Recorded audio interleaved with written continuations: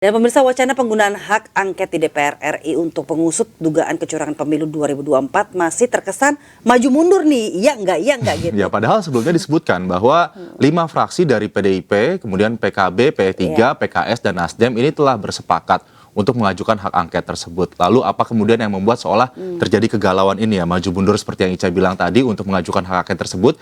Kami membahasnya dengan Lusius Karus dari peneliti Forum Masyarakat Peduli Parlemen Indonesia atau Formapi. Juga ada pakar telematika Roy Suryo dan Ketua DPP Bidang Politik Partai Perindo Yusuf Lakaseng. Dan nanti juga akan bergabung dengan kami anggota DPR RI fraksi P3 Ahmad Baidowi ya. Kita langsung sapa saja para narasumber kita. Selamat pagi. Selamat pagi Bapak-bapak, salam sehat selalu. Selamat pagi, Mas Pagi. Selamat pagi juga Pak Yusuf dan Pak Lius Karus. Baik, kita ke Pak Roy dulu ya. Di sini ada Dian dan Aldi. Mas Roy, ini Dian. kita seperti perbincangan kita ya minggu lalu begitu ya. Ini apa yang membuat masih maju mundur gitu? Ya, karena kan bagaimanapun juga kepentingan yang paling besar itu kan politik ya. Gitu. Jadi politik itu tidak bisa terkait antara satu dan lain hal. Kita tahu bahwa mungkin kemarin saling pada nunggu, misalnya paslon 01, ya ini pengalaman saya waktu dulu ya 2 periode di DPR. Itu nunggu 03 menyampaikan dulu, karena kan di sana ada motor penggerak yang paling kuat teman-teman dari PDIP, ya kan gitu. Tapi kan PDIP yang kenceng-kenceng kan anggotanya gitu. Saya belum melihat terus terang saja statement yang cukup keras dari ketua PDIP gitu. Misalnya Mbak Puan itu belum nampak gitu. Padahal yang lain kan tampak kenceng. Nah, sementara di PPP juga kemarin kita lihat PPP-nya sih kenceng. Nanti kita tanya ke Mas Awi nanti. Tapi kan ada ketua Bapilunya malah kayaknya sudah Mas Salahuddin Uno kan kayaknya mau gabung ke pemerintah gitu. Nah, kayak gitu. Itu biasa itu. Nah, belum lagi. Nah, ini saya minta tolong nih nanti Mas Lusius Karus dan kawan-kawan gitu. Selidiki juga. Biasanya di tengah-tengah angket itu ada bau-bau tak sedap gitu ya. Wow, bau-bau tak sedap. Apa nih, Bang Roy? Itu. Ya, bau-bau tak sedap tuh siraman, tapi bukan siraman rohani. Siraman apa nih? Iya, nah kepentingan saya begini ya. Saya kemarin sempat dikontak oleh beberapa teman-teman yang ada dalam. Apakah bisa temuan teknis, ini hubungannya saya dengan teknis ya. Apakah bisa temuan teknis soal pelanggaran Sirekap itu kemarin dimanfaatkan? Saya bilang silakan. Go on gitu ya. Gitu kemarin sudah ada satu kelompok yang memanfaatkan yaitu PPDI. Nah, terus ada juga teman-teman komunikasi dari teman-teman 01, silakan. Gitu. Kalau menurut saya yang saya lakukan kemarin kan memang ya, Mas Anggi dan Dian. Kemarin itu kan untuk siapa saja. Jadi saya kan tidak tergabung dalam satu partai politik, saya juga independen, saya juga tidak terafiliasi dengan satu paslon tertentu.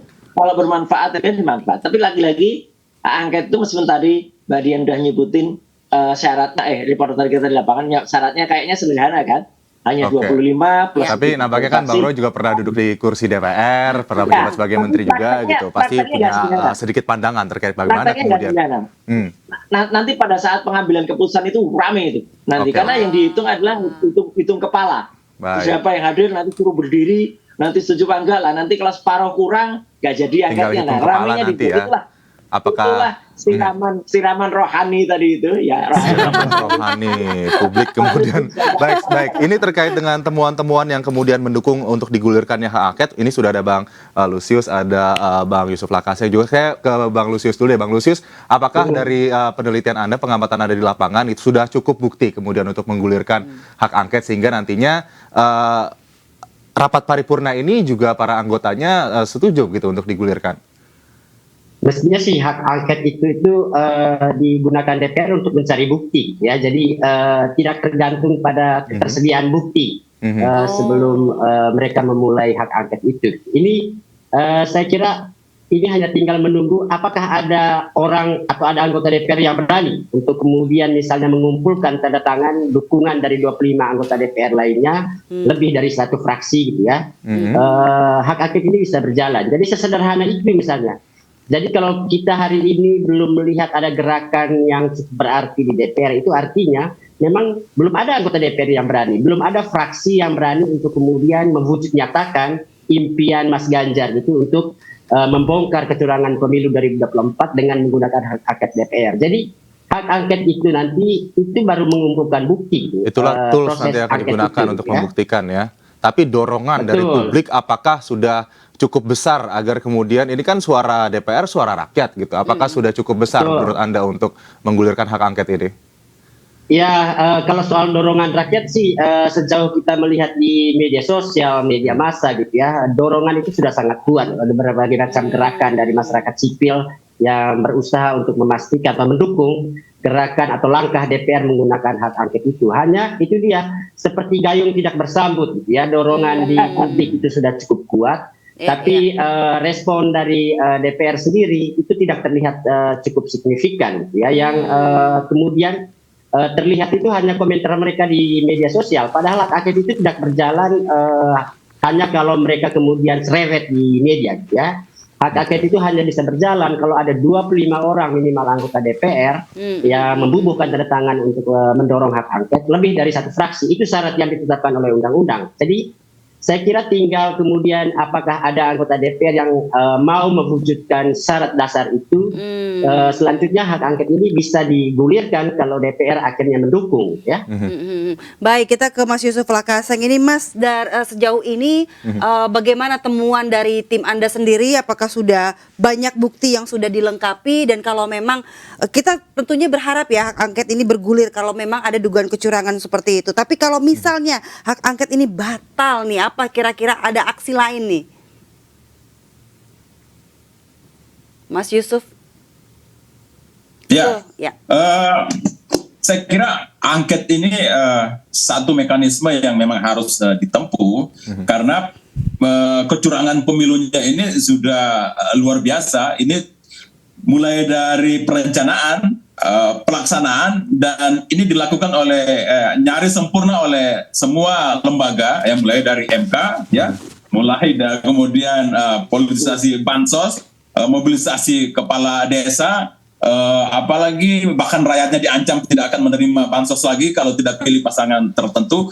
Kemudian bahkan KPU-nya, Bawaslu-nya lumpuh sampai Sirekap. Menurut saya kalau ini berjalan pasti akan mengguncang politik kita. Akan ada temuan besar bahwa memang ini adalah kecurangan yang bukan hanya TSM, tapi ada kejahatan yang terencana yang dilakukan di dalam itu. Nah, karena ini, maka menurut saya ini adalah partai-partai yang sekarang PDIP, Nasdem, PKB, PKS, dan P3, ini harus membuktikan depan rakyat. Jangan sampai ini hanya menjadi alat tawar, kemudian untuk masuk menjadi bagian dari pemerintahan baru. Itu yang kita khawatirkan. Ada politik dagang sapi di situ ya, untuk mendapatkan kue kekuasaan lebih besar lagi. Karena biasa kita tahu politisi kita banyak mentalnya kayak begitu ya.